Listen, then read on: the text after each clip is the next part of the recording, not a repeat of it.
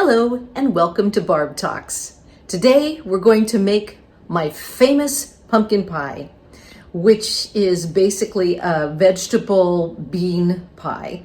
So I've always said, hey, you can have it any time of the day because it's basically a casserole, not a dessert. So here is my famous recipe. The ingredients include 4 eggs, some sweetener of your choice, a pumpkin, which is a 29-ounce pumpkin, basically the big can of pumpkin, sea salt, ground cinnamon, ginger, cloves, and 2 packages of soft tofu, frozen blueberries or huckleberries from your garden, depending on what you have, and 2 to 3 pie crusts. You can use gluten-free, you can use gluten, whatever pie crusts that you would like. First, you heat the oven to 425, and then you add 4 eggs, and you mix them up. You add a 29-ounce can of pumpkin. You add a cup of sugar, granulated or whatever your choice. It could be regular sugar, it could be coconut sugar, it could be monk fruit sugar, whatever sugar is to your choice.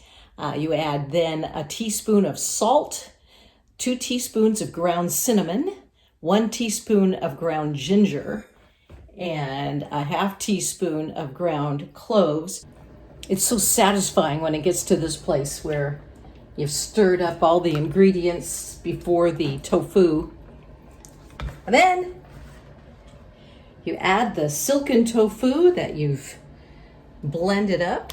Just pour it in there. It just is like creamy. My son always likes just the pumpkin pie with the pumpkin, but I prefer it with the blueberries or huckleberries added to it. The huckleberries give a little bit more of a tart tang with the pumpkin, and the blueberries give it more of a sweet taste. But either one of them, I'm probably going to add a little bit of both to this particular mix that I'm doing. But I usually make one that's straight pumpkin. Well, we ended up having enough for 2 blueberry pumpkin and 1 regular pumpkin. So score this time. Now time to put them in the oven, and the oven is currently at 425 degrees, and you put it in the oven for 15 minutes. After 15 minutes at 425, you turn it down to 350 and bake it for 35 to 45 minutes, or until you stick in a toothpick or a knife and it comes out without any pie crumble on it, any pie slime on it, and it comes out dry. So this is what your finished pies look like.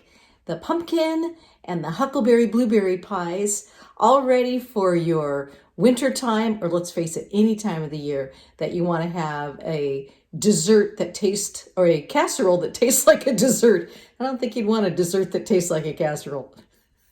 Thanks for watching Barb Talks.